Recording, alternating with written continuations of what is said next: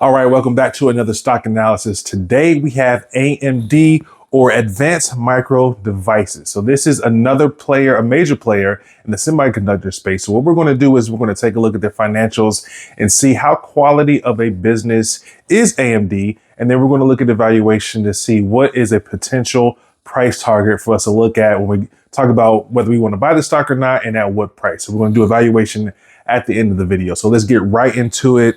AMD right now trading at about $143, $144 after trading. A market cap of about, $232 billion market cap. It's a pretty sizable company, a beta of 1.99, so very volatile, pretty high. For many long-term investors, we may not like that volatility, or I should say older investors. Now we get to PE ratio, 105. That seems pretty high. Earnings per share, only $1.36. So you're paying a lot of money for a small amount of earnings of the company. Now we'll look at the quality of the business to see if this valuation based on the PE ratio makes sense for us to look at. So let's get right into the business. The first thing we want to look at is the business segments. How does AMD make their money?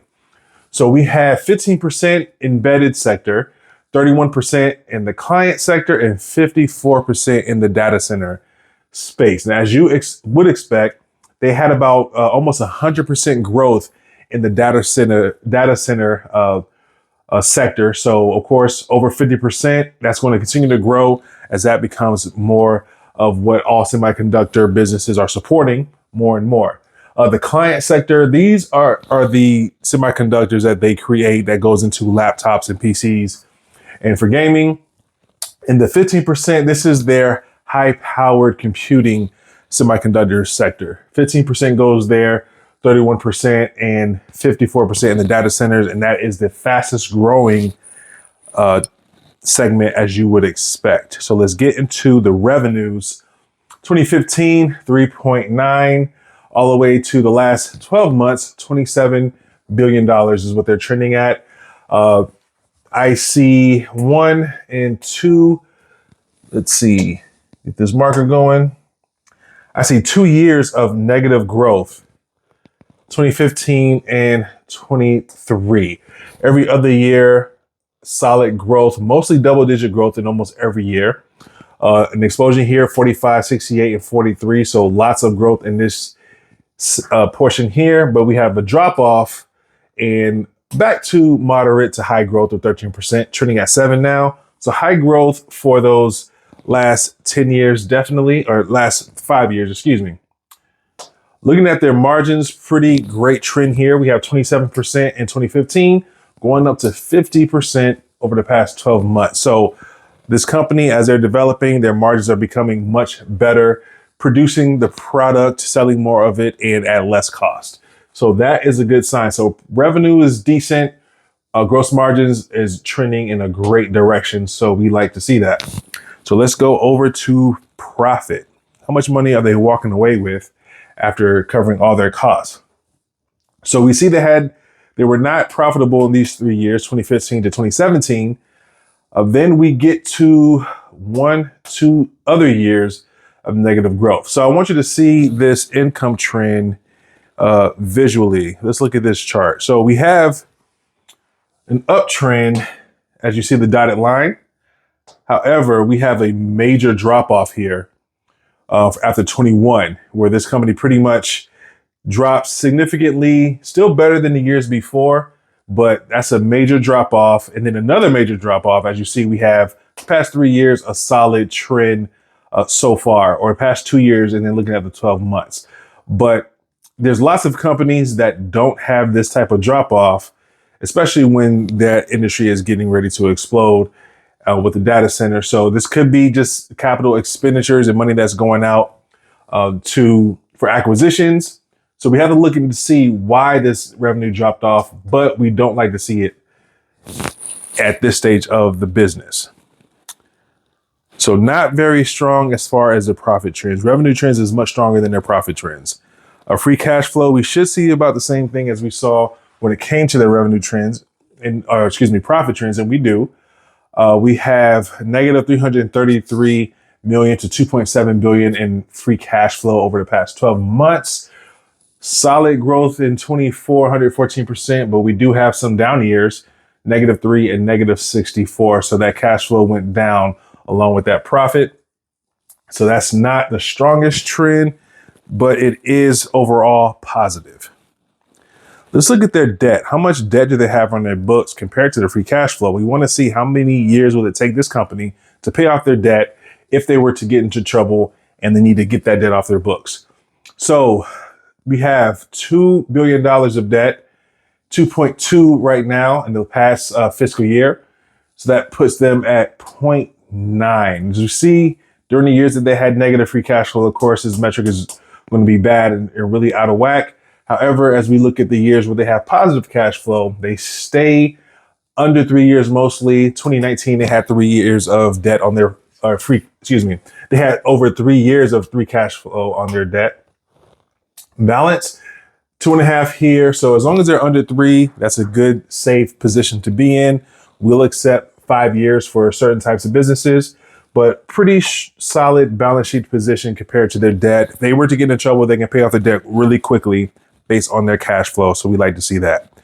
They don't have a dividend. So let's go to shares outstanding. We want to see a company that takes excess free cash flow and they purchase shares. So we want to see that share count go down. As that happens, that means that more value is coming to the shareholder.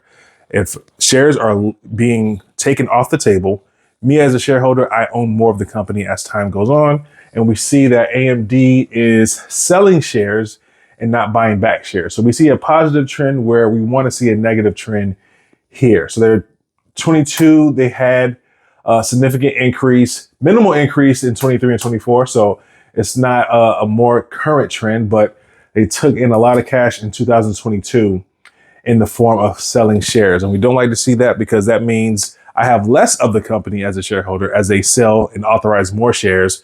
The company does bring in capital, but me as a shareholder, I am diluted. So we don't like to see that. So move on to value added. How much value are they adding to themselves as an entity? So we want to look at the cost, their cost of capital, compare that to the return on capital. How much do you have as far as your capital, your debt and your equity? What is the cost of holding that? And what's your return on that balance, on that amount? So looking at their return on capital, 14.2% is what they've earned as far as their return on the capital that they have on hand to use for their business. Compare that to a pretty high 13.7% weighted average cost of capital. They have a very minimal value spread. So they're barely creating value as they keep their doors open. So when we're talking about this, you saw that we looked at profit. They had a higher profit margin, about 8%. That 8%, that means out of their revenue, they held on to 8% of that total revenue after they covered all of their costs. So that's their return as far as their revenue. But we're talking about return on capital. How much cash do you have? What's your equity? How much debt do you have? That's the capital that you have to use for your business to turn a profit. So the return on capital is 14%. However, they have a very high cost of capital, very high interest rate and interest on that capital. So it's putting them in a position where they're barely creating value over the past 5 years. So that's not very healthy when we know there's plenty of tech businesses that have a higher return on capital and a much lower cost of capital, creating much more value. So the spread in other businesses we know are better. So this is not something that we want to see here. So let's go to valuation to see, after we looked at all of that, what does that mean for the company? So here's my estimate of what I believe AMD is worth based on a few factors. Factor number one, we have a 33% growth rate, which is high.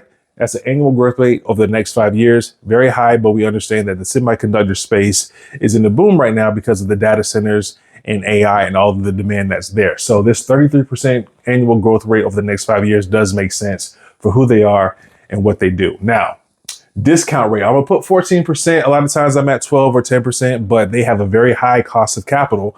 So they have a 13% hurdle rate. So I'm gonna go ahead and put 14% as my discount rate that I need to earn on this investment for it to make sense for me. Terminal value, if I were to sell this stock in 5 years, I believe I can get at least 30 times free cash flow. For reference, right now they're trading at about 97 times free cash flow. So very higher than usual free cash flow rate. But again, we're talking about a major player in the semiconductor space at the beginning of this AI boom. So I believe that is a safe estimate. With that said, trading at about 143, 144, I believe the intrinsic value is somewhere around $93. A downside of $50 or 34.9%. So I have the range somewhere between $84 and $102 as a price target for me to go into AMD with some margin of safety at a comfortable rate before I would be comfortable with entering in this stock if I was lump sum investing. Of course, dollar cost averagers, go ahead and invest consistently and don't worry about valuation. But if you are like me and you want to put some money into a stock long term, one time and hold, AMD, I would say for me, not in the space where I would be comfortable investing into that company at the current price. So I apologize. I did not do the summary, so I'm going to insert it right here. What I just reviewed, revenue and margin trends, it's positive but inconsistent over the past 5 years. Margins are very strong. That's why we have an orange check mark here. Profitability, I have an X. 2 out of the last 5 years, they were declining. The free cash flow trend, same thing. 2 of the last 5 years, negative growth, so, which means it's not negative, but it has gone down and not growing positive. So that is why we have 2 X's there for profitability and free cash flow for AMD. Debt, great leverage position. Dividend, they don't have one right now. Shares outstanding, trending up. It's been consistent since 2022, but we like stocks that have a shares outstanding trend of going down.